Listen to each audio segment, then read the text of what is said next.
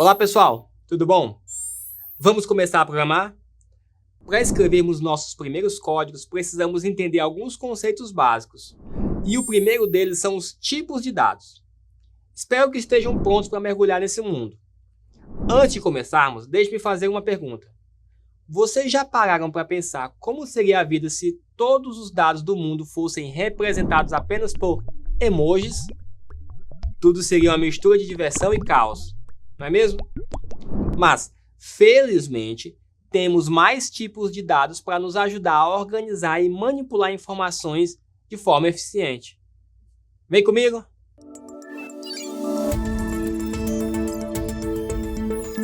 Tipos de dados são as formas que os dados assumem em um programa de computador.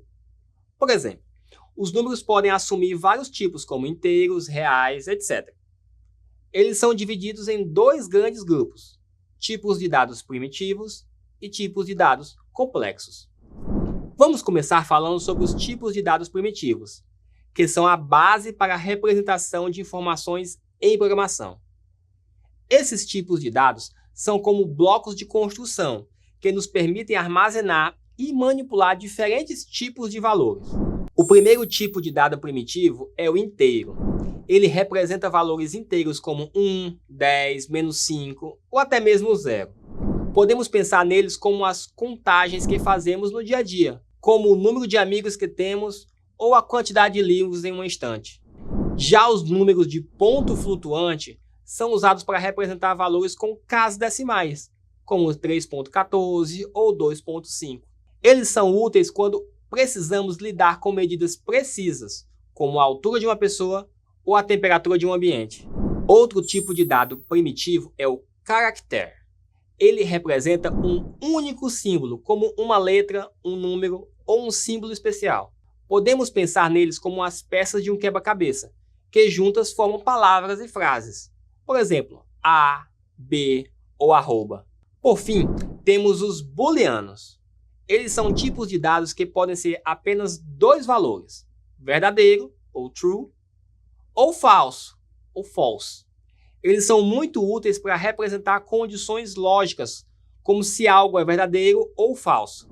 Podemos pensar neles como interruptores que podem ser ligados, verdadeiro, ou desligado, falso. Imagine que você está jogando um jogo de aventura, em que precisa coletar moedas. O número de moedas que você coletou seria representado por um número inteiro, 5 moedas, 6 moedas.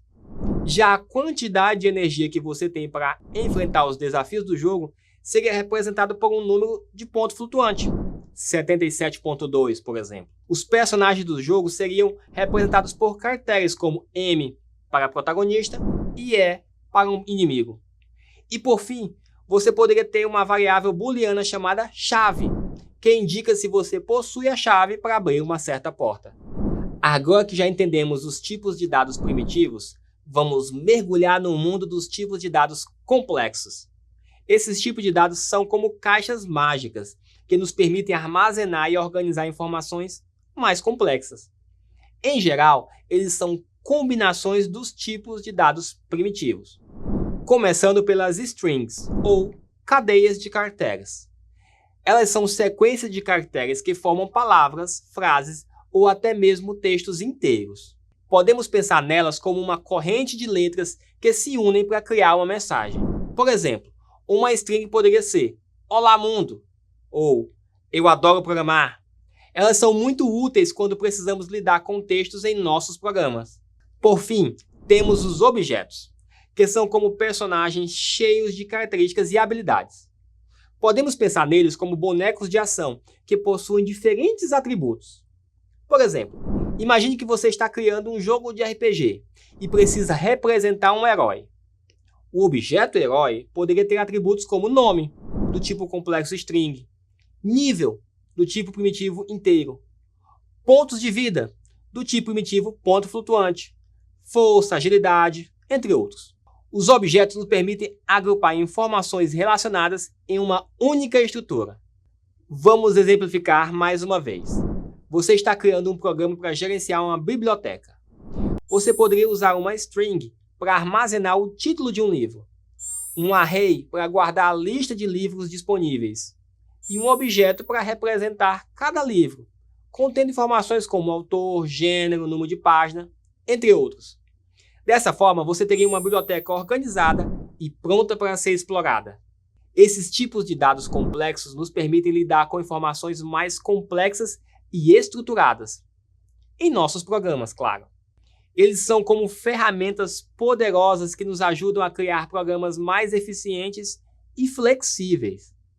Agora que já conhecemos os tipos de dados primitivos e complexos, estamos prontos para avançar e explorar as estruturas de dados, como pilhas, filas e listas. Começando pela pilha. Ela é como uma pilha de pratos mesmo, em um restaurante. Você só pode adicionar ou remover pratos no topo da pilha, certo? Isso é conhecido como LIFO, Last In, First Out. Ou seja, o último prato que foi adicionado será o primeiro prato a ser removido. Por exemplo, imagine que você está empilhando livros na sua mesa. O último livro que você colocou será o primeiro a ser retirado quando você precisar. Em seguida, temos a fila, que é como uma fila em um parque de diversões. As pessoas entram na fila e saem na ordem que chegaram. Isso é conhecido como FIFO, First In, First Out. Ou seja, o primeiro elemento que foi adicionado será o primeiro a ser removido. Por exemplo, imagine que você está em uma fila para comprar ingressos para um show. A primeira pessoa que chegou será a primeira a comprar o ingresso. Por fim, temos as listas, que são como listas de compras. Você pode adicionar, remover ou acessar elementos em qualquer posição da lista. Elas são muito flexíveis e podem ser usadas de várias maneiras. Você pode adicionar itens no começo, no meio ou no fim da lista, além de poder remover ou acessar qualquer item quando necessário. Essas estruturas de dados nos permitem lidar com informações de maneiras específicas, tornando nossos programas mais eficientes e flexíveis. Vamos nos desafiar? Vamos imaginar que estamos criando um jogo de adivinhação de números. Nesse jogo, o jogador precisa tentar adivinhar um número secreto gerado pelo computador. Aqui está como podemos utilizar os tipos de dados primitivos nesse contexto. Números inteiros. Podemos usar um número inteiro para representar o número secreto que o jogador precisa adivinhar. Por exemplo, o número 42. O jogador terá que tentar adivinhar qual é esse número mágico. Segundo, números de ponto flutuante. Digamos que queremos dar uma dica ao jogador sobre o número secreto. Podemos usar um número de ponto flutuante para representar uma pista, como 3.14. Essa pista pode indicar que o número secreto está próximo de 3.14, mas não é exatamente esse valor. Podemos usar um booleano. Essas variáveis booleanas podem controlar o fluxo do jogo. Por exemplo, podemos ter uma variável chamada acertou, que é utilizada para verificar se o usuário acertou ou não o número. Vamos para um exemplo usando tipos de dados complexos? Vamos imaginar que estamos criando um programa de gerenciamento de uma loja de videogames. Aqui estão alguns exemplos de como os tipos de dados complexos podem ser aplicados nesse contexto. Vejamos. Strings. Podemos usar strings para armazenar informações como o nome dos jogos disponíveis para a loja. Por exemplo, podemos ter uma string chamada nome do jogo, que contém o título de um jogo famoso, como Super Mario World. Dessa forma, podemos exibir o nome do jogo na tela ou realizar operações com essa informação. Arrays. Podemos utilizar arrays para criar listas de jogos disponíveis na loja. Cada elemento do array seria uma string contendo o nome de um jogo. Por exemplo, podemos ter um array chamado jogos disponíveis, com elementos como The Legend of Zelda, Minecraft, FIFA 24. Assim, podemos percorrer o array e exibir todos os jogos disponíveis para os clientes. Podemos ter objetos. Utilizamos objetos para representar informações mais complexas sobre os jogos. Por exemplo, podemos ter um objeto chamado jogo com atributos como nome, gênero, plataforma, preço. Cada jogo na loja seria representado por um objeto com esses atributos. Dessa forma, podemos acessar e manipular informações específicas de cada jogo de maneira mais organizada. Ao escolher os tipos de dados corretos, podemos otimizar o nosso código, economizar recursos computacionais e melhorar o desempenho geral do programa. Isso é especialmente importante quando lidamos com grandes volumes de dados ou quando a eficiência é crucial, como em jogos ou aplicações em tempo real. Portanto, lembre-se de considerar o tipo de dado mais apropriado para cada situação. Faça uso dos tipos de dados primitivos e complexos e das estruturas de dados de uma forma inteligente, garantindo que seu código seja eficiente e preciso.